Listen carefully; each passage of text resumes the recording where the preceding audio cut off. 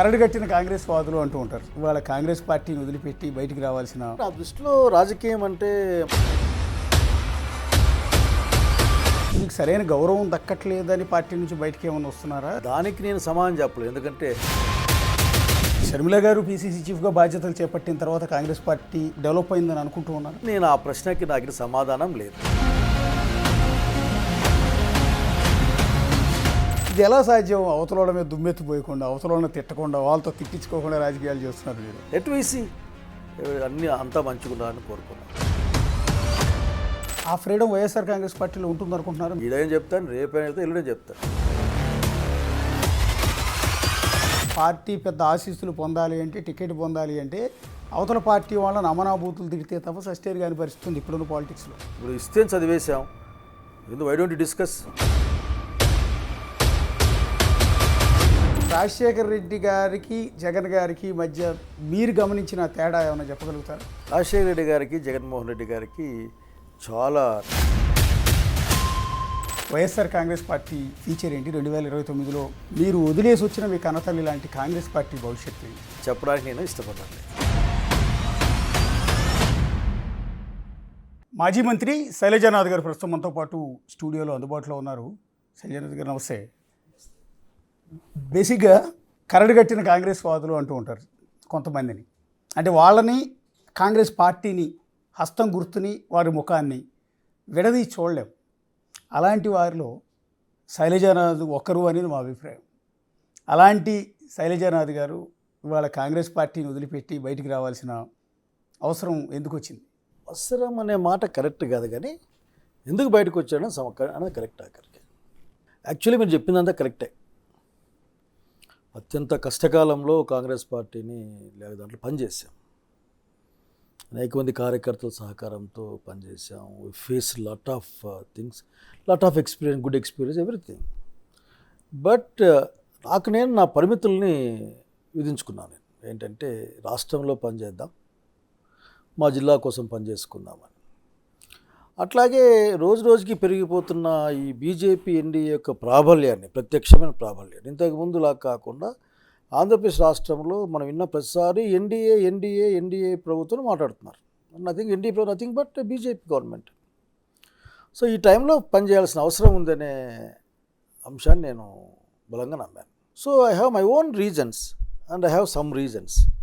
So చేసేంతకాలం చేసాం. ఇప్పుడు స్టేట్లో పనిచేయాలనుకున్నప్పుడు జగన్ రెడ్డితో కలిసి పనిచేద్దాం అనుకున్నాను, అంతే. అంటే బేసిక్ ఇవాళ రేపు రాజకీయం అంతా కూడా ఒక అవకాశవాదం. మీరు అవునన్నా కాదన్నా కూడా మేము గమనించినంతవరకు రాజకీయ నాయకుల్లో మెజారిటీ పీపుల్ అవకాశవాదం. అంటే ఏ పార్టీ అధికారంలో ఉంటే ఆ పార్టీలో ఉండటం, లేకపోతే ఈ పార్టీ పరిస్థితి బాగోలేదు అనుకుంటే ఇంకో పార్టీకి జంప్ అయిపోవటం. మీలో అలాంటి రాజకీయ అవకాశవాదం ఎక్కడ కూడా కనిపించట్లేదు. ఎందుకు అంటే మీరు నిజంగా పార్టీ మారాలి అనుకుంటే 2014 ఎన్నికల్లో కాంగ్రెస్ పరిస్థితి బాగోలేదన్న విషయం తెలుసు. రాష్ట్ర విభజన తర్వాత ఆంధ్రప్రదేశ్లో ఆ పార్టీకి సీట్లు రావన్న విషయం కూడా తెలుసు. అయినా కూడా అప్పటి నుంచి కాంగ్రెస్లోనే ఉన్నారు. కానీ 2019 ఎన్నికల్లో అయినా మీరు మారిపోవచ్చు, లేదా 2024 ఎన్నికల్లో అయినా మీరు మారిపోయి ఉండొచ్చు. మారిపోయింటే ఈ పార్టీకి మీరు 2 సార్లు మంత్రిగా కూడా చేసి ఉండేవారు కావాలనుకుంటే. అంటే నా దృష్టిలో రాజకీయం అంటే మంత్రి పదవులు, ఎమ్మెల్యేలు ఇవే కాదు. రాజకీయాల యొక్క అంతిమ లక్ష్యం వచ్చేసేసి పీపుల్ వెల్ఫేర్. అట్లాగే మనం అనుకునే ఐడియాలజీని ఇంప్లిమెంట్ చేసుకునే విధంగా ఉండాలి. సో నేను ఎమ్మెల్యే, ఎంపీ వస్తాయి, దారిలో పొలిటికల్ జర్నీలు వస్తాయి, ఒకసారి రానంత మాత్రం పొలిటికల్ జర్నీ మనం చెప్పడం మానేస్తామా? కొన్ని బలంగా నమ్ముతాం. ట్రూత్ ప్రివైల్స్ కదా, నిజం ఎప్పటికీ బతికుంటుంది, గొప్పగా ఉంటుంది. సో నిజం కోసం నిలబడతాం. అప్పుడప్పుడు కొద్దిమందికి ఇబ్బంది కనిపించవచ్చు. అట్లాగే ఒక ఆయన నిన్న ఒక ఆయన మాట్లాడుతూ ఏమైందంటే నేను అసలు మనుషులు రూమ్ లేక ఇంటికి కూడా రాని కాలంలో మేము పనిచేసాం. కరోనా టైంలో పనిచేసాం. 3 ఎలక్షన్స్ చేసాం. నాకు తెలుసు కదా 3 ఎలక్షన్లో ఏమొస్తాయి, అనేక వార్తలు నా మీద స్పెక్యులేషన్ వచ్చేది. అయినప్పటికి కూడా ఇప్పుడు ఏంటంటే సమ్ రీజన్స్ పైగా పనిచేయాలనుకునే ఒక కారణంతో నేను చూసినప్పుడు నాకేమి మీరు చెప్పింది, నేను అవకాశవాద రాజకీయం నేను ఆ మాట ఒప్పుకోను, కానీ పాపం ఎవరిని కూడా, అది ఆ generation politics. That is the generation. దానికి ఎట్లనే వాళ్ళు దాన్ని చేసుకున్న సంబంధం లేదు. కానీ నా వరకు నేనైతే ఎమ్మెల్యే ఎంపీ మంత్రి ఇవే కదా, అవి జర్నీలో వస్తాయి, వాటి తీసుకుంటాం. మీకు బాగా గుర్తుంటే సమైక్యాంధ్ర మూమెంట్ జరిగేటప్పుడు జస్ట్ నేను ఫస్ట్లో ఒకసారి రాజీనామా చేసేసి ఆటోకి వెళ్ళిపోయాను నేను. ఓన్లీ అసలు కారు దేవద్దుపోటు చెప్పేసి వెళ్ళిపోయాను. అవును. So politics is not a business. నేను ఖచ్చితంగా చెప్పాలనుకున్నాను, పాలిటిక్స్ ఈజ్ నాట్ బిజినెస్. అట్లాగే politics is not a show things. This is for a philosophical social fight and it is meant for the society welfare. కనుక దానికోసం పనిచేయాలి. That's all. అంటే ఇప్పుడు party మీరు పిసిసి చీఫ్గా పనిచేశారు గతంలో. ఆ రోజు పార్టీని కాపాడటానికి విపరీతమైన ప్రయత్నాలు చేశారు. సో అలాంటి పార్టీకి ఇప్పుడు రాజశేఖర రెడ్డి గారి కుమార్తె షర్మిల గారు చీఫ్గా ఉన్నారు. అంటే మీకు సరైన గౌరవం దక్కట్లేదని పార్టీ నుంచి బయటకు ఏమైనా వస్తున్నారా, లేకపోతే వేరే కారణాలు? అవన్నీ పార్టీ మారినంత మాత్రాన కాంగ్రెస్ పార్టీ అంతర్గత విషయాల్ని బయట చెప్పేంత శక్తి నాకు లేదు. నేను చెప్పే ఏంటంటే రాజశేఖర రెడ్డి గారు కూతురు ఈరోజు పిసిసి ప్రెసిడెంట్గా ఉన్నారు. వాళ్ళ నాన్నలాగే పనిచేయాలని నేను కోరుకుంటా ఉన్నా. వెలిసి రాజశేఖర రెడ్డి గారి కుటుంబం అందరూ బాగున్నారని కోరుకున్నాను. ఎందుకంటే రాజశేఖర రెడ్డి గారి ఫాలోవర్స్ అంతా ఏమంతా ఫ్యాన్స్ ఆరాధించేవాళ్ళం. ఫాలోవర్స్ కూడా కాదు, ఏమంతా ఇంకా అంతకంటే పై మెట్లో ఉండేవాళ్ళం. సో షర్మిల గారు మొన్ననే వచ్చారు. 6 months 7 months అవుతుంది కదా, 8 months అవుతుందేమో. Please let we see why you are commenting on her. అంటే షర్మిల గారు పిసిసి చీఫ్గా బాధ్యతలు చేపట్టిన తర్వాత కాంగ్రెస్ పార్టీ ఏమైనా డెవలప్ అయిందని అనుకుంటూ ఉన్నారా? నేను డెవలప్ కావాలని కోరుకుంటా ఉన్నాను. ప్రస్తుతం చేపట్టినప్పటి నుంచి కూడా కొంతమంది వ్యతిరేకిస్తూ వస్తున్నారు పార్టీలో. అట్లేం లేదు, మనం విషయం అర్థం చేసుకోవాలి. కొత్త తరం వచ్చింది, కొత్త ఆలోచనలు, కొత్త మేనేజ్మెంట్ విధానాలు, ఇవన్నీ కొత్త. మనం వీ కెనాట్ అసిమ్యులేట్ దట్. మనం జీర్ణం చేసుకోలేకపోవచ్చు, కానీ ప్రివైలింగ్ ఇష్యూస్ అవి. అంటే సార్ ఇప్పుడు పార్టీలో ఇంత లాయల్గా ఉన్న మీలాంటి వాళ్ళే పార్టీలోంచి బయటకు వచ్చేస్తే ఇంకా కాంగ్రెస్ పార్టీకి ఆంధ్రప్రదేశ్లో భవిష్యత్తు ఉంటుందనుకుంటున్నారు? నేను ఆ ప్రశ్నకి నాకు సమాధానం లేదు. సమాధానం ఉన్నా చెప్పడానికి నేను ఇష్టపడడం లేదు. Let we see. అన్నీ అంతా మంచిగా ఉండాలని కోరుకున్నాం. ఇప్పుడున్న పరిస్థితుల్లో కూడా మీరు తెలుగుదేశం పార్టీలోకి వెళ్తానంటే బ్రహ్మాండంగా తీసుకుంటారు వాళ్ళు. రెండోది జనసేన పార్టీలోకి వెళ్తానంటే ఇంకా మీకు ఎదురొచ్చి స్వాగతం పలుకుతారు. కానీ ఈ పార్టీని కాదని ఓడిపోయి కేవలం 11 సీట్లకు పరిమితమైన అపోజిషన్ స్థాయి కూడా సంపాదించుకోలేకపోయిన వైఎస్ఆర్ కాంగ్రెస్ పార్టీని చూస్ చేసుకుంటే కారణం ఏంటి? ఇక్కడ ఎన్డీఏ ప్రభుత్వం ఉంది, అంటే ఆర్ఎస్ఎస్ ఐడియాలజీతో ఉన్న బీజేపీ లెడ్ గవర్నమెంట్ ఉంది. నేను దానికి వ్యతిరేకమని చెప్తున్నాను కదా. అదే బీజేపీ లేకుండా ఉండుంటే వెళ్ళటానికి లేదు. మీరు లేని విషయాలు ఆలోచించకూడదు. This is fact. నీ కళ్ళెదురుకున్న వాస్తవం ఏంటంటే ఎన్డీఏ గవర్నమెంట్ ఇక రూల్ చేస్తూ ఉంది. ఎన్డీఏ గవర్నమెంట్ రూల్స్ లేకుంటే ఉంటే అదే దానికి శశమిషలకి తావులేదు. Is there. అంటే 2024 ఎన్నికల్లో అండ్ 2019 ఎన్నికల్లోనూ బహుశా సింగనమల నుంచి శైలజానాథ్ గారు టీడీపీ నుంచి పోటీ చేస్తారని విస్తృతంగా ప్రచారం జరిగింది. ఎందుకంటే మేము కూడా బ్రేకింగ్ చేసాం. లాస్ట్ మినిట్లో కూడా క్యాండిడేట్ శైలజానాథ్ గారు. ఒకటి నో ఇష్యూ. ఆ రోజున ఆయన ఎన్డీఏ గవర్నమెంట్ కాదు ఆయన. ఓకే. ఆ రోజు నేను అప్పుడు నమ్మేవాడిని. చంద్రబాబు నాయుడు గారి పట్ల నాకు ఒక గౌరవం ఉండేది. ఏంటంటే ఆయన కాంగ్రెస్ పార్టీ పెంచిన మనిషి, ఐడియాలజీతో ఉంటాడు.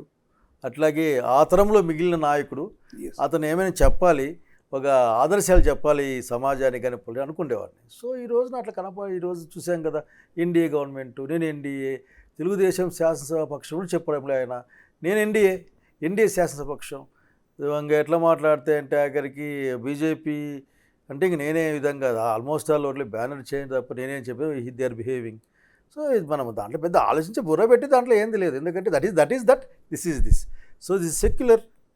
చంద్రబాబు నాయుడు గారు వాళ్ళ గ్రూప్ వచ్చేసేసి మేము సెక్యులర్ అని చెప్పుకోవచ్చు, but in practice they are not secular. వాళ్ళు మతానికి అతీతంగా పనిచేయడం కూడా అనుకోవడం లేదు. ఇండియన్ కాన్స్టిట్యూషన్ ఇస్ మతాతీత రాజ్యం అని, అంతేగాని మత సహన రాజ్యం అని కాదు. ఇది మత రాజ్యంలో మతం లేదని. మరి చూస్తున్నాం కదా, మన కళ్ళెదురుగా ఎంత ఊగిపోతారు, ఎంత అరుస్తారు, అసలుకి ఇంకా రంగులు పూస్తారు. మన కళ్ళెదురుగానే మనకు కూడా పూస్తారు. లేని విషయాన్ని ఉన్నట్లు చూసే ప్రయత్నం చేస్తారు. తాము భ్రమించడం కాకుండా ఇతరులను భ్రమించే ప్రయత్నం చూస్తూ ఉన్నాం. ఇటువైపు అది కాదు కదా. ఇటువైపు ఏం చెప్పినా దిస్ టీమ్ మెజారిటీ కాంగ్రెస్ ఐడియాలజీతో పెరిగిన టీం ఇక్కడ ఉన్నది. They are secular. దేవుడు ఉన్నాడు ఉండలేదో వాళ్ళ చర్చ, కానీ దానికి రాజకీయాలకు సంబంధం లేదు కదా. అంటే మీరు అనుకున్న ఆ ఫ్రీడమ్ వైఎస్ఆర్ కాంగ్రెస్ పార్టీలో ఉంటుందనుకుంటున్నారు? మీరు ఆర్ఎస్ఎస్ బీజేపీ వ్యతిరేక భావజాలంతో ఆ పార్టీలోకి వెళ్ళినా కూడా ఆ పార్టీలో అదే బీజేపీకి వ్యతిరేకంగా మీరు మాట్లాడే స్వేచ్ఛ ఉండకపోవచ్చు. ఎందుకంటే దేశంలో అన్ని రాష్ట్రాల పరిస్థితి వేరు, ఆంధ్రప్రదేశ్ పరిస్థితి వేరు. ఎందుకంటే కేంద్రంలో ఉన్న ఎన్డీఏకి, పర్టికులర్గా బీజేపీకి ఇక్కడున్న అధికార పార్టీ, ప్రతిపక్ష పార్టీలు రెండూ కూడా సపోర్ట్ చేస్తాయి. మీ జగన్ సీఎం ఉన్నప్పుడు టీడీపీ అండ్ జగన్ గారు ఇద్దరు కూడా బీజేపీకి సపోర్ట్ చేశారు కొన్ని బిల్లుల విషయంలో. అలాగే ఇప్పుడు ఓడిపోయిన తర్వాత జగన్ గారు బీజేపీ కొన్ని విషయాల్లో సపోర్ట్ చేస్తారు, బీజేపీని మాట కూడా అనరు. అలాగే టీడీపీ ఎట్లాగో అందులో కూటమిలోనే. సో వాట్ ఐఎమ్ టెల్లింగ్ దీంట్లో ఏంటంటే, I'm not bluntly supporting anybody. నాకు ఆలోచన రాదు, ఉండదు కూడా. కానీ ఫ్యాక్ట్ ఏంటంటే ఇప్పుడు బీజేపీ, తెలుగుదేశం, జనసేన ఒకటి. That is fact. ఓకే. ఆ కూటమి ఎవరికి వ్యతిరేకంగా పనిచేస్తుంది? జగన్మోహన్ వ్యతిరేకంగా పనిచేస్తుంది. ఓకే. జగన్మోహన్ ఏం లేకుండా చేస్తామని చెప్పి వాళ్ళు వీళ్ళు ముగ్గురు ఈ రోజున కదా మన కళ్ళెదురుగా చూస్తున్నాం. ఏం దూహించుకోకూడదు, దాన్ని సపోర్ట్ చేశారు కదా. దీనికి ఎట్లా ఉదాహరణకి మొన్న కామన్ సివిల్ కోడ్కి మేము ఓటు వేయమని చెప్పారు, అపోజ్ చేస్తామని చెప్పారు. మళ్ళీ అప్పుడు బీజేపీ ఇట్లా it's not thing. That is a regional party, state party. కొన్ని విషయాలు వెనకామని చూసుకుండొచ్చు. దాంట్లో నువ్వేం చేస్తావు? నాకు ఖచ్చితంగా నా అభిప్రాయం చెప్తాను. ఒకవేళ ఆ అభిప్రాయం ఏ అభిప్రాయాలు ఉంటాయి? ఒకవేళ సోషల్ కాజ్లో అనుకో నేను గట్టిగా చెప్తాను. ఇంకేదో వ్యవహారాలు ఉంటాయనుకోండి, అవి పార్టీకి వదిలేస్తాను. ఎందుకంటే కొన్ని వ్యవహారాలు ఉంటాయి, అన్ని నిర్ణయాల్ని మనం ఒప్పుకోవాల్సిన అవసరం లేదు, లేట్ చేయాలి. కానీ నిర్ణయం వచ్చిన తర్వాత నిర్ణయాన్ని మనం ఆమోదిస్తాం. ఎందుకంటే దట్ ఈజ్ ఏ గ్రూప్ కదా, గ్రూప్ పని చేయాల్సిందే. నేను చాలా బహిరంగ ఒకటే మాట చెప్తాను, ఈడేం చెప్తాను, రేపైతే ఎల్లుడే చెప్తాను. నాకు ఆర్ఎస్ఎస్ భావజాలానికి నాకు సరిపోతుంది. మీ సహచరులు డొక్కా మాణిక్యవర ప్రసాద్ గారు మీకు సలహా ఇచ్చారు. మీరు ఎప్పుడైతే వైఎస్ఆర్ కాంగ్రెస్ పార్టీలో చేరుతున్నారు అనగానే ఆ పార్టీకి మీరు సెట్ అవ్వరు అంటే మిమ్మల్ని మంచిగా చెప్తూనే ఆ పార్టీలో విలువలు ఉండవు, ఆ పార్టీలో గౌరవం ఇవ్వరు, నేను ఆ పార్టీలో పనిచేసి వచ్చిన వాడిగా, అవమానాలు పడి వచ్చిన వాడిగా చెప్తున్నాను, ఆ పార్టీలోకి వెళ్ళి ఆలోచన విరమించుకోని మీకు సజెస్ట్ చేశారు. ఏం లేదు, ఎట్లా దాదాపు ఒక చాలా రోజుల నుంచి వార్తలు నలుగుతున్నాయి కదా. మాణిక్యవర ప్రసాద్ గారు నా ఫ్రెండే అనుకో, ఎందుకంటే మాణిక్యవర ప్రసాద్ నాకే ఫోన్లో కూడా చెప్పలేదు ఆ మాట. చేరినాక చెప్పాడా? చేరిన తర్వాత ఆయన మీడియాతో మాట్లాడారు. మళ్ళీ ఇంక దానికి వాల్యూ ఏముంది? ముందు సలహా ముందు ఇవ్వాలి, అప్పుడు ఇస్తే ఎట్లా? అంటే సంజయ్ గారు మిమ్మల్ని ఒకటి అడగాలనిపిస్తుంది. రాజశేఖర రెడ్డి గారి హయాంలో మీరు మంత్రిగా పనిచేసినప్పటి నుంచి ఇప్పటివరకు మిమ్మల్ని గమనిస్తున్నాను నేను రాజకీయాల్లో. ఇది ఎలా సాధ్యం? అవతల మీద దుమ్మెత్తిపోయకుండా, అవతల తిట్టకుండా, వాళ్ళతో తిట్టించుకోకుండా రాజకీయాలు చేస్తున్నారు మీరు. నాకు తెలిసి అప్పట్లో కూడా మీరు టీడీపీని కానీ వేరే పార్టీని దూషించడం, ఇప్పుడు భాష చూస్తున్నాం కదా రాజకీయ నాయకులు మాట్లాడేది, అలాంటిది మీ నోటేపటి నుంచి నేను ఎక్కడ చూడలే. అంటే మా గురువులు నేర్పిలే, మాకు తెలీదు. ఎప్పుడైనా పొరపాటున ఏదైనా కొద్దిగా తప్పు మాట మాట్లాడితే ఒళ్ళు చిట్లిపోయేది, మామూలు కాదు. రెండవది, ఇతరులని అవమానపరిచేంత హక్కు మనకి ఎక్కడ ఉంటుంది? ఇతరులను ప్రశ్నించే హక్కు ఉంటుంది అనుకుందాం, అధికారం అయితే లేదు, హక్కు అయితే ఉండొచ్చేమో, ఎందుకంటే సొసైటీలో ఉన్నాం కాబట్టి. అవమానపరిచేదాన్ని లేదు, ఎవరైనా సరే, నేనైనా ఇంకోరైనా కానీ ఇవాళ ఉన్న పాలిటిక్స్లో పార్టీ పెద్దను ప్రసన్నం చేసుకోవాలంటే, పార్టీ పెద్ద ఆశీస్సులు పొందాలి అంటే, టికెట్ పొందాలి అంటే అవతల పార్టీ వాళ్ళని అమనాభూతులు తిడితే తప్ప సస్టైన్ కాని పరిస్థితుంది ఇప్పుడున్న పాలిటిక్స్లో. మీరున్న కాంగ్రెస్ పార్టీలో లేదది. కానీ ఇప్పుడున్న అధికార ప్రతిపక్ష పార్టీలు రెండిట్లో కూడా అదే ధోరణి ఉంది.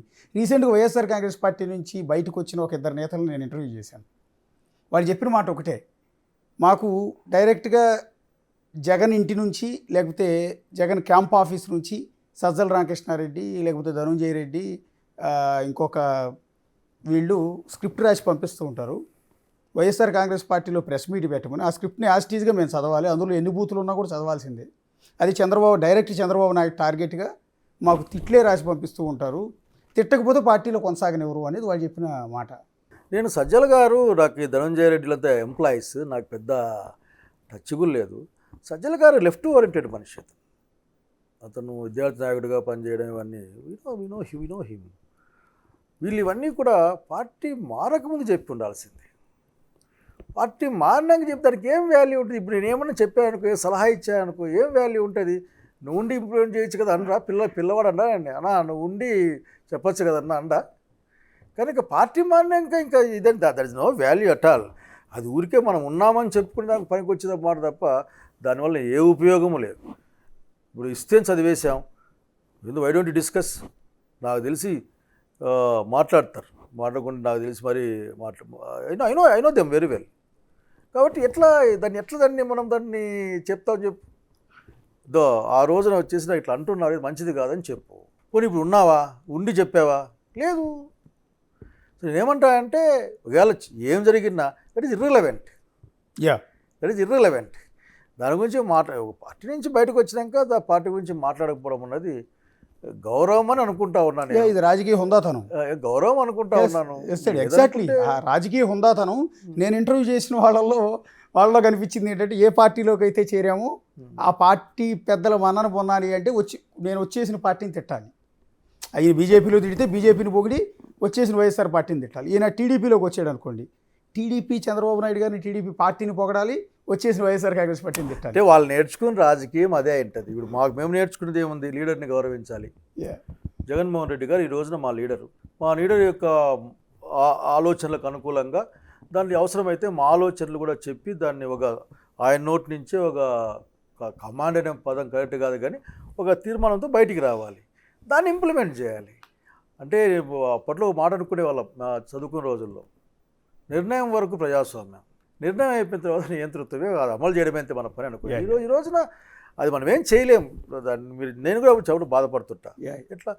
ఎట్లా ఒక నిమిషంలో ఎట్లా మారిపోతుంది మాట. అది మాట్లాడడం కాదు కదా, మనం మాట్లాడచ్చు, మనకు అనేక అవకాశాలు ఉండొచ్చు, లేకపోవచ్చు, రాకపోవచ్చు. కాకపోతే వస్తేనే ఫలానాలు చెప్తే చేసాము అంటే మన ఇంగిత జ్ఞానం ఏమో. కనుక నేను నా ఇంగిత జ్ఞానాన్ని నమ్ముతాను నేను. కాబట్టి అదే గొప్ప విషయం కూడా కాదు. మీరేదో చెప్తున్నారు కానీ గొప్ప విషయం ఏం కాదు. అది ఆ రోజు ధర్మం, అది ఆ ధర్మం నేర్చుకున్నాం. ఈరోజు ధర్మం మీద మాకు అర్థం కాదు. 30 years గ్యాప్ కదా, జనరేషన్ గ్యాప్. రాజశేఖర రెడ్డి గారి క్యాబినెట్లో పనిచేశారు. రాజశేఖర రెడ్డి గారి రాజశేఖర గారి దగ్గర విప్పుగా చేశాను నేను. విప్పుగా చేశారు. మన కిరణ్ కుమార్ రెడ్డి గారి హయాంలో మంత్రిగా చేశారు. సో రాజశేఖర రెడ్డి గారితో మీకు మంచి అనుబంధం ఉంది. ఆయన నుంచి ఆయన పరిపాలన చేశారు, ఆయన పార్టీ. ఇప్పుడు ఆయన కుమారుడి పార్టీలో మీరు వెళ్తూ ఉన్నారు. వెళ్ళారు. అంటే రాజశేఖర రెడ్డి గారికి జగన్ గారికి మధ్య మీరు గమనించిన తేడా ఏమైనా చెప్పగలుగుతారా? అంటే రాజశేఖర రెడ్డి గారికి 25 ఏళ్ళ అనుభవం తర్వాత మేము పరిచయం అయ్యాం. జగన్మోహన్ రెడ్డి గారికి 10 ఏళ్ళ అంటే 5 ఏళ్ళ అనుభవం, 10 ఏళ్ళ అనుభవంతో మేము పరిచయం అయ్యాం. రాజశేఖర రెడ్డి గారికి జగన్మోహన్ రెడ్డి గారికి చాలా టైం గ్యాప్ కూడా ఉంటుంది. So I think Rajasekhara Reddy గారు లాగే ఇతను మారుతా అనుకుంటా ఉన్నాను నేను. జగన్మోహన్ రెడ్డి గారు కొంచెం ప్రాసెస్ ఆఫ్ ఎవల్యూషన్లో రాజశేఖర రెడ్డి లాగే అసలు మనుషులు నాకైతే ఎప్పుడు ఇబ్బంది అనిపించలే.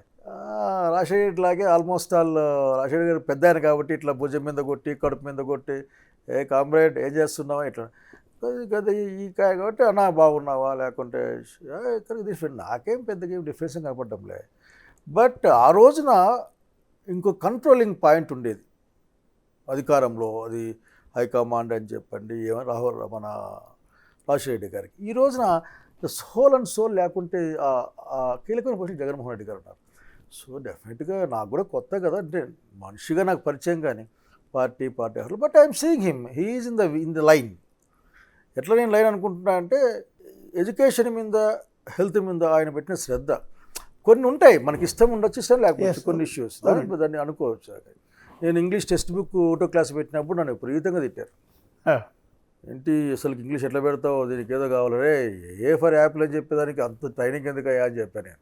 డెఫినెట్గా రాజశేఖర రెడ్డి గారి లక్షల జగన్మోహన్ రెడ్డి గారికి ఉన్నాయి. అంటే 151 సీట్ల భారీ మెజార్టీతో ఒక రికార్డు సృష్టించారు ఆంధ్రప్రదేశ్లో వైఎస్ఆర్ కాంగ్రెస్ పార్టీ అనేది. పార్టీ పెట్టిన 6 ఏళ్లకో 7 ఏళ్లకో 151 సీట్లతో ప్రజలు ఆదరిస్తే దాన్ని కాపాడుకోలేని నాయకుడు ఇష్టారాజ్యంగా తీసుకున్న కొన్ని నిర్ణయాల వల్ల అధికారాన్ని కోల్పోయి 11 సీట్లకు పరిమితమైన వ్యక్తి అని ఆయన మీద ఒక అపకీర్తి ఉంది. అపకీర్తి ఇప్పుడు ఉదాహరణకి మనకు కానివాడు అపకీర్తిగానే మాట్లాడతాడు. 40% ఓటింగ్. తమాషగా మాట్లాడుకుందాం. ఎలక్షన్ల ముందు ఉన్న సీన్ ఏంటి, జనం మాట్లాడుకున్నది ఏంటి? 1 or 2 ఇన్సిడెంట్స్ తర్వాత కదా ఏదైనా మాట్లాడింది. జగన్మోహన్ రెడ్డి గారు సింగిల్ హ్యాండ్గా 40% ఓటింగ్ కలిగి ఉన్నాడు. మరి ఇంతమంది కలిస్తే ఆ ఓటింగ్ కలిగి ఉన్నారు. అట్లాగే 12.5 లక్షల ఓట్లు ఎక్స్ట్రా వచ్చినట్టు లెక్క చెప్పేవాడు ఎవరు లేడు. అంత లోతుల్లోకి పోల్సిన పర్లేదు. జగన్మోహన్ రెడ్డి మీరు చెప్పిన విధంగా ఆలోచించిన is the strongest leader in Andhra Pradesh state as a person. నేను అతని ఫాలోయింగ్ చూశాను. నేను ఎక్స్సీఎం గారిది బిగ్గర్ ఫాలోయింగ్. ఆ ఫాలోయింగ్స్ నాకు అనిపించింది ఇతను భవిష్యత్తులో రాజశేఖర్ వదిలిపడతాడు. మేము రాజశేఖర్ ముట్టుకునే ప్రయత్నం చేసేవాళ్ళం. రాజశేఖర్ని భుజం చేసి సంతోషపడేవాళ్ళం. అటువంటిది నేను చూశాను.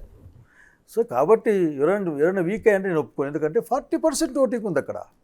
అంటే క్రౌడ్ పుల్లర్ అనేది నిజమే సార్, మీరు అన్నమాట నిజం. క్రౌడ్ ఓటు పుల్లర్ కూడా ఓట్ పుల్లర్ అనేది ఎట్లా అంటారంటే, మీకు జగన్ గారు రోడ్డు మీదకి వచ్చినా జనం వస్తారు, పవన్ కళ్యాణ్ వచ్చినా రోడ్డు మీదకి జనం వస్తారు.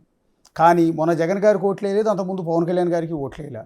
మీరు చెప్తున్నారు 40% స్టాండర్డ్ ఓటు బ్యాంక్ అని. 2019లో సింగిల్గా టీడీపీ పోటీ చేసింది. అప్పుడు ఆ పార్టీకి 38% ఓటింగ్ వచ్చింది, 23 సీట్లే వచ్చాయి. వైసీపీకి 50% వచ్చి ఉండొచ్చు. కానీ 23 సీట్లకే పరిమితమై దారుణంగా ఓడిపోయి అప్పటి వరకు అధికారంలో నుండి ఓడిపోయిన టీడీపీకి 38.5% వచ్చింది ఓటింగ్. దాన్ని ఎలా చూస్తారు? ఇదంతా మీరు డోంట్ థింక్ అదర్వైజ్, ఇది మీ ఎగ్జాగరేషన్. మేము చెప్పామా దారుణం అట్లేమన్నా ఆ పదాలు మీరు వాడుతుంటే మేము వాడటం మొదలుపెట్టాము. దారుణంగా అదే అండి, మేము ఎప్పుడైనా మీకు చెప్పామా దారుణం అని పబ్లిక్ ఏమైనా? మీ భాషలో ఆ మాట మీరు దారుణంగా. ఇప్పుడు 40% ఓటింగ్ ఉంది. వీళ్ళు దామాషా పద్ధతి జరిగితే జగన్మోహన్ రెడ్డి గారికి ఇప్పుడు ఉన్నట్లుంటే ఒక 60-70 సీట్లు వస్తాయి. ఇస్తారా? ఇన్ని నాకు బాగా గుర్తుంది. ఇది నా నంబర్. 2 ఓట్లతో అయినా గెలిచుంటాడు, 30 ఓట్లతో అయినా గెలిచుంటాడు. అదే నేను అంటుంది.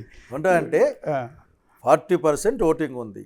40% ఉన్న ఏకైక నాయకుడు ఈ రాష్ట్రంలో జగన్మోహన్ రెడ్డి. దాన్ని మళ్ళీ ఎవరు అనుకోవచ్చు? అదే అబ్సల్యూట్లీ, దాన్ని ఎవరు కాదంటారు. ఎవరు కాదండి. మరి బీజేపీ 12.5 లక్షల ఓట్లు, పవన్ కళ్యాణ్, చంద్రబాబు నాయుడు, ఎన్ని ఫ్యాక్టర్లు. కాబట్టి ఈరోజు అన్ని చూస్తున్నాం కదా, ఒరిస్సా ఏమైపోయా, హర్యానా ఏమైపోయా, అంతలక ఈవీఎంల గోల్మాలు ఏమైంది. నిన్న ఢిల్లీ కొన్ని కాన్స్టిట్యున్సీల్లో ఈ 6 నెలల్లో 30,000 ఓట్లు 20,000 ఓట్లు పెరిగినాయి, ఏంది గొడవ అని అనడంలే. సో ఎలక్షన్ ప్రాసెస్ మీదే జనానికి డౌట్ వచ్చే కాలం ఇది. అంటే why not 175, why not Kuppam, no problem. ఆ రోజు జగన్ గారు నుంచి వచ్చిన మాట ఉంది. చివరికి 11 సీట్లు పరిమితం అయ్యారు కదా, అది ఓవర్ కాన్ఫిడెన్స్ అట్లా. ఎందుకు అనుకోవాలి? 175 ప్లాన్ చేద్దాం, చేసింటారు, పని చేసింటారు. నాకు తెలియదు ఎట్లా పని చేసింటారు. ఎన్ని రిజల్ట్స్లో ఆఖరికి ఈ ఓట్లు దామాషా పద్ధతి కాదు కాబట్టి 1-2 ఓట్లు ఎట్లా గెలుచుకొని నాకు కొన్ని డౌట్లు ఉన్నాయి. అస్సలు బీజేపీ లాంటి పార్టీలకి ప్రాతినిధ్యం కానీ మనుషులు లేని ఊర్లలో 60,000 మెజారిటీ వచ్చింది. ఎట్లా వస్తుంది? దానికి ఏదో రేషన్ ఉంటుంది కదా. పోనీ అది వీళ్ళ ఓట్లు, వాళ్ళకే ఓట్లు రాలే. ఇప్పుడు ఇప్పటికి కూడా ఆంధ్రప్రదేశ్ రాష్ట్రంలో ఓట్ల దృష్ట్యా, పాపులారిటీ దృష్ట్యా అత్యంత పటిష్టమైన స్ట్రాంగ్ లీడ్ వచ్చేసి జగన్మోహన్ రెడ్డి. నువ్వు చేరినావు కాబట్టి మాట్లాడుతున్నావా అనే కాదు, నేను చేరిన అంత మాత్రాన లేని దాన్ని ఉన్నట్లు చెప్తాను. నాకు ఎవరికి చేత కాదు, ఎందుకంటే ట్రూత్ అది, సత్యం కదా. కానీ కొంతమంది చెప్పే ప్రయత్నం చేస్తూ ఉంటారు. ఉదాహరణకి అప్పులు తెచ్చిరి 12 లక్షల కోట్లు ఏదో అప్పులు చేసినారు, నాశనం అయిపోయినామని చెప్పారు ఆ రోజు ఎలక్షన్స్లో అందరూ కూడా. అదే మనుషులే మా మిత్రుడు ఫైనాన్స్ మినిస్టర్ కేశవ్ అసెంబ్లీలో మాట్లాడుతూ 6 లక్షలు 7 లక్షలు ఉన్నాయని చెప్పారు. మరి మిగతా 4 లక్షల కోట్లు ఎక్కడ పోయినాయి? లెక్కలు ఎక్కడ తప్పిపోయినాయి? నేను అడిగితే 4 లక్షల కోట్లు ఎక్కడ పోయినా చేస్తామా అని చెప్పలేరు, ఉండాలి కదా. కాబట్టి దీస్ ఆర్ థింగ్స్ మనం దీన్ని ఆలోచించాలా. అంటే మీరు చెప్పారు జగన్ గారు కొన్ని ఎడ్యుకేషన్ సిస్టంలో సంస్కరణలు తీసుకొచ్చారు, మెడికల్ కాలేజీలు పెట్టడం కావచ్చు, ఇవన్నీ కూడా చాలా అద్భుతంగా చేశారు అని. సో అద్భుతంగానే చేశారు కొన్ని విషయాల్లో, అనేక స్కీములు పెట్టారు. నెల బటన్ నొక్కేవారు. సో బటన్ నొక్క అనేది వైఎస్ఆర్ కాంగ్రెస్ పార్టీ రెగ్యులర్గా మాట్లాడే పదం. అదే బటన్ నొక్కగానే వాళ్ళ అకౌంట్లో డబ్బులు పడేది. మనం కాయిన్ చేసిన పదమే అది. అదే ఆ జగన్ గారు నోటెంట్ నుంచి వచ్చే పదం, మీడియా పుట్టి అంటే మనం యాక్చువల్గా అప్పుడు రాజశేఖర్ గారు కుయ్యి అనేవారు, మనం కాయిన్ చేస్తాం. అదే ఆ బటన్ నొక్కటం ద్వారా జనాల అకౌంట్లో నెల డబ్బులు వేసేవారు. దానికోసం ఎక్కువ అప్పులు తేవాల్సి వచ్చింది. యాక్చువల్లీ అన్నీ చేసినా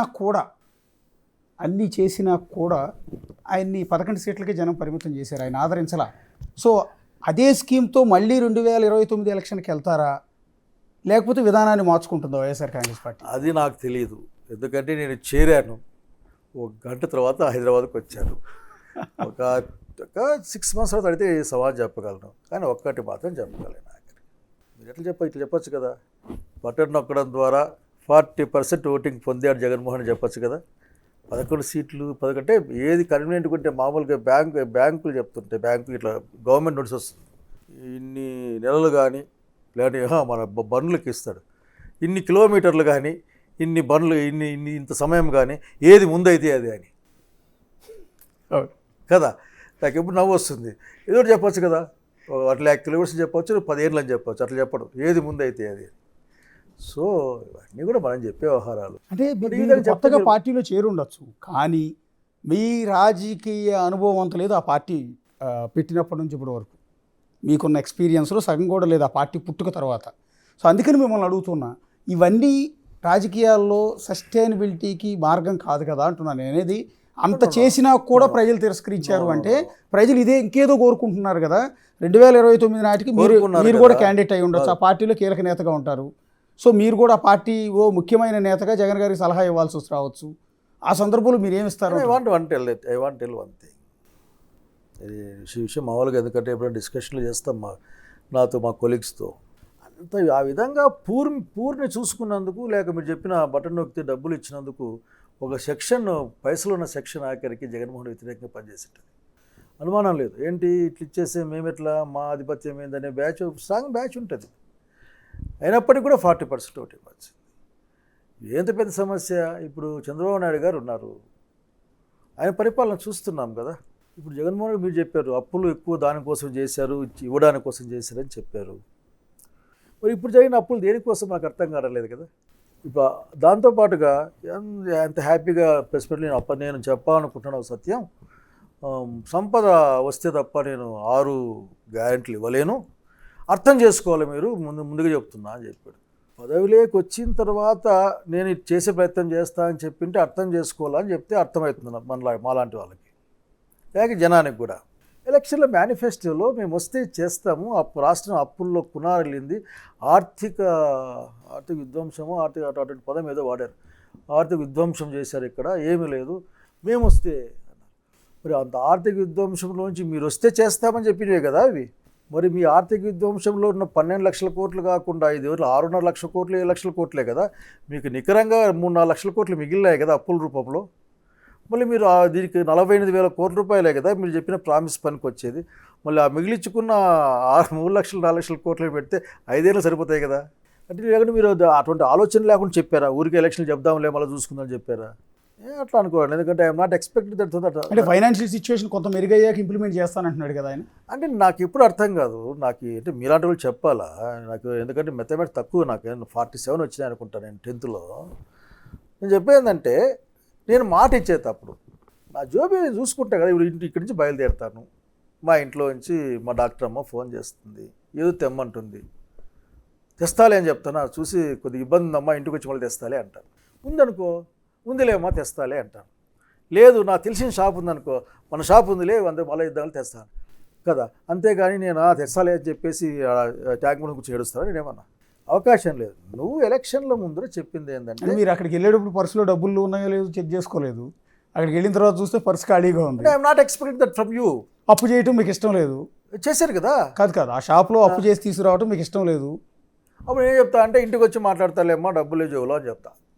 చంద్రబాబు చేసింది అదే కాదు కదా. నేను ఇంటికి పోయి చెప్పను, ఇంటికి పోయి ఏది అంటే డబ్బులు లేవని వచ్చేసినానని చెప్పాను. ఎందుకంటే దాని యొక్క నీడ్, డిపెండింగ్ నీడ్, లగ్జరీ అనుకో చెప్తాను, లేదు లేని ఇంటికి పోయి చెప్తాను. మామూలు నీటికి ఎట్లా చెప్తాను నాకరికి. సో నేను చెప్పాను, చంద్రబాబు నాయుడు గారు మీరు మాట ఇచ్చినప్పుడు మీకు 4-5 లక్షల కోట్లు మిగిలింది అప్పు రూపేనా. సో మీరు ఆ అప్పు మిగిలించిన అప్పుతోనే మీరు తీర్చేయచ్చు. చివరిగా ఒక మాట సార్, యాక్చువల్లీ మీ దగ్గర నుంచి మీరు ఇందాక అన్నారు చూసారా, మీడియా కొన్ని చేస్తుంది పుట్టిస్తుంది అని. ఆ టైప్లో మీ దగ్గర నుంచి కొన్ని కాంట్రవర్సీ ఏదో పిండుదామని ట్రై చేశారు, కానీ మీ రాజకీయ అనుభవం ముందు మేము కూడా ఓడిపోయాము. అట్లేం లేదు. ఎందుకంటే రాజకీయాల్లో క్రమశిక్షణతో మాట్లాడేవాళ్ళు కొద్దిమంది ఉంటారు. ఇవాళ రేపు అవకాశ రాజకీయం చేసేవాళ్ళు ఎక్కువ మంది ఉంటారు. మీతో ఎంతసేపు నేను ప్రశ్నించి ఏవేవో కాంట్రవర్సీలో మేము లాక్కెళ్ళాలని ట్రై చేశాను, కానీ వర్కౌట్ కాలా. ఎందుకంటే మీ క్రమశిక్షణ ముందు అట్లా కాదు. మీరు అది నన్ను మీరు అంటారు కానీ నేను చెప్పేది నేను ఎట్లా అంటే, మీరే నన్ను ఇబ్బంది పెట్టి ప్రయత్నం చేయలే. కానీ ఒకటి ఉన్నది ఒప్పుకోవడం, ఉన్నది ఒప్పుకుంటే కాంట్రవర్సీ ఏముందంటే, ఇప్పుడు నాకు తెలియదు అని చెప్తే ఏమైంది? అన్నీ తెలియని రూల్ చాలామందికి టీవీలు చెప్తుంటా పిల్లలకి, అరే మనం అన్నింటిలో మాట్లాడాల్సి మనకు తెలియదు అని చెప్తే అయిపోయి కదా. చివరిగా ఒక మాట, అంటే మీరు ఎప్పుడు జాయిన్ అయిన వైఎస్ఆర్ కాంగ్రెస్ పార్టీ ఫీచర్ ఏంటి? 2029లో తిరిగి అధికారంలోకి వచ్చే అవకాశం ఉంటుందా? అలాగే మీరు వదిలేసి వచ్చిన మీ కన్నతల్లి లాంటి కాంగ్రెస్ పార్టీ భవిష్యత్తు ఏంటి? నేను కాంగ్రెస్ పార్టీ గురించి కామెంట్ చేయడానికి ఏమాత్రం ఇష్టపడను. నేను వైసీపీ ఖచ్చితంగా నిక్కరంగా నిలబడుతుంది. పబ్లిక్ కూడా ఈ రోజున నేను 2-3 ఎగ్జాంపుల్స్ చూసి, అంటే మామూలుగా చూసిన దానికి పెద్ద పొలిటికల్ అయితే ఏం చూడలేదు. మా ఇంటి దగ్గర ఒక ఈ చౌక దుకాణం ఉంటుంది. ఇంతకుముందు ఒక బండి వచ్చేది, ఆ బండిలో సరుకులు వేసుకొని వాళ్ళు ఇంట్ల దగ్గర పోయి సరుకులు ఇచ్చేవాళ్ళు. అప్పుడు నేను జోకులు వేసేవాడు, ఇది భలే వద్దు దాకా అప్పుడు అర్థం కాలే, కానీ మొన్న అర్థమైంది. ముసలోళ్ళు ముత్తకలు అందరూ పెద్ద క్యూ ఉండి బ్యాగులు పట్టుకొని ఆడే కూర్చుని ఉంటే వాళ్ళు అంటా ఉన్నారు, ఇది ఎక్కడే కర్మస్వామి, ఇది ఎక్కడికి ఇటుకు వచ్చి నిలబడి పొద్దున వచ్చినాము క్యూ పోవడంలే అని. There is only one example I'm telling. కాబట్టి at we see, but I'm hoping that ఏంటంటే ఇండియన్ కాన్స్టిట్యూషన్కి అనుకూలంగా దాన్ని గౌరవిస్తూ ప్రజల పక్షాన నిలబడాల్సిన అవసరం ఉన్నది కూడా వైసీపీకి అని బలంగా నమ్ముతున్నా. దానికి నాయకత్వం జగన్మోహన్ రెడ్డి గారు ఇస్తారని నమ్ముతా ఉన్నా. I hope that coming days are good. Singanamala నుంచి వచ్చే ఎన్నికల్లో మళ్ళీ బరిలోకి దిగుతారా? ఇవన్నీ నాకు మీరు కోప్పడకూడదు, కానీ పిల్లలు నా ముందు అక్కడ ఏం చెప్పేదంటే 4.5 years is such a long time, you know. అంటే ఇప్పటి నుంచి ప్లానింగ్ ఉండాలి కదా, మీరు ఆ కాన్స్టిట్యున్సీ ఆల్రెడీ మీకు పట్టున్న కాన్స్టిట్యున్సీ. నేను చెప్పే పాయింట్ ఏంటంటే, నేను చెప్పిన I'm stick on my statement. Political జర్నీలో పదవులు వస్తాయి. ఆ పదవులు వద్దని చెప్పేవాడిని కాదు, వస్తే లేదా పదవులు వస్తాయి, పవర్ వస్తుంది. ఒకసారి పదవి రాదు, పవర్ రాదు. అంత మాత్రం మనం పొలిటికల్ జర్నీ ఆపుతామేంటి? అంతే, ఇదొక ప్రయాణం, ఇదో కంటిన్యూస్, ఇది ప్రయాణం అంతే. దీన్నేమి ఇదొక ప్రస్థానం, ఇది పోతుండాల్సిందే. కానీ దేనికోసం బయలుదేరాం, ఎక్కడికి చేయాలనుకుంటున్నాం, చేరే మార్గంలో మనం ఏం చేస్తున్న పట్ల కొద్దిగా కాన్షియస్గా ఉంటే బాగుంటుంది. థ్యాంక్ యూ శైలజానాథ్ గారు. నమస్తే. ఇది మాజీ మంత్రి శైలజానాథ్ గారితో ఇంటర్వ్యూ. చూస్తూనే ఉండండి Big TV. For more videos like this, subscribe Big TV channel.